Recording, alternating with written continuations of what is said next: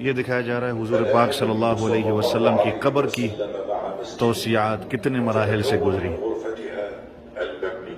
کہ پہلے حضور صلی اللہ علیہ وسلم کی قبر کس طرح تھی۔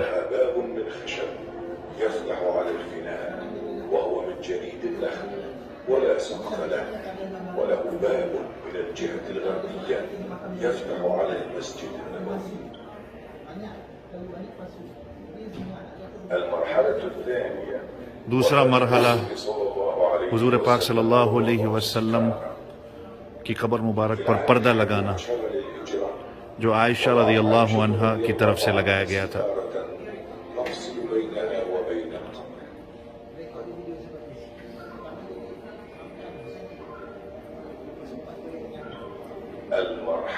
تیسرا مرحلہ حضور پاک صلی اللہ علیہ وسلم کی قبر کا، جب حضرت ابوبکر صدیق رضی اللہ عنہ کی وفات ہوتی ہے۔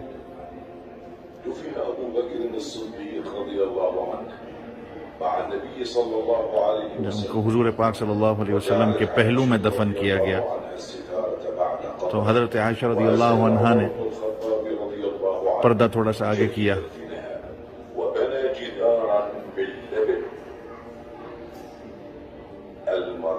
چوتھا مرحلہ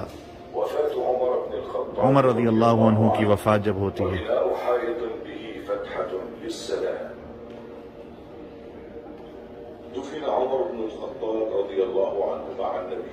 حضور پاک صلی اللہ علیہ وسلم کے پہلو میں ان کو دفنایا گیا، اور حضرت ابوبکر صدیق رضی اللہ عنہ کے ساتھ۔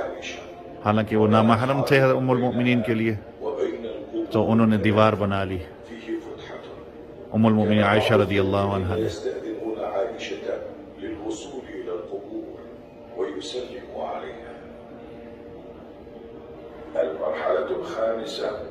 پانچواں مرحلہ حضور صلی اللہ علیہ وسلم کی قبر مبارک کا،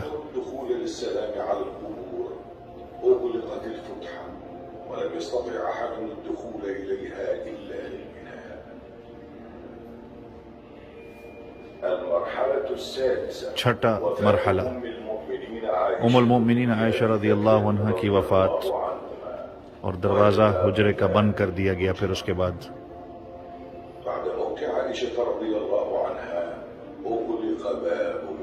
دروازہ بند کر دیا گیا تھا حجرے کا۔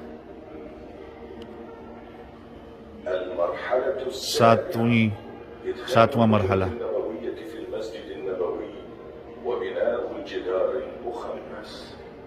مسجد کے اندر قبر کا آنا۔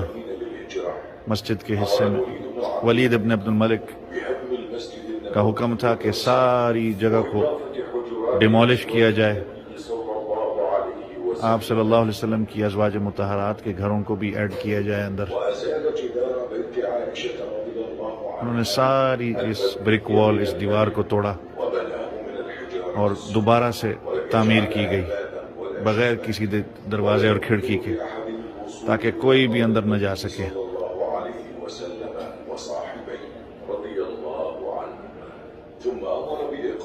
اس کے بعد ایک اور مزید دیوار بنائی گئی۔